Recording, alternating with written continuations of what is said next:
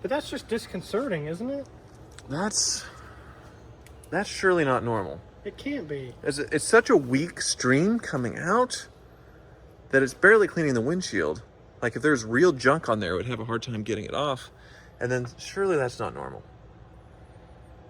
Look at this. Look, it's Goodness, it's everywhere in here. I don't know. So that's the business end of a Cybertruck. Comparing it, I know it's been a few years, to the F-150 Lightning. I don't know. I mean, does it look more advanced? I guess. Honestly think this would be easier to work on. The F-150 Lightning was just like a spaghetti mess. Right. A spaghetti monster. Very disorganized, and it didn't look like it had the cooling stuff that this thing has as far as the management of everything. But the F-150 didn't just snap every time we just touched it. That was... Did you do that right? You did it the right way. That's how the tabs come off. Yeah, so you're supposed to do that. You just touched them. Huh.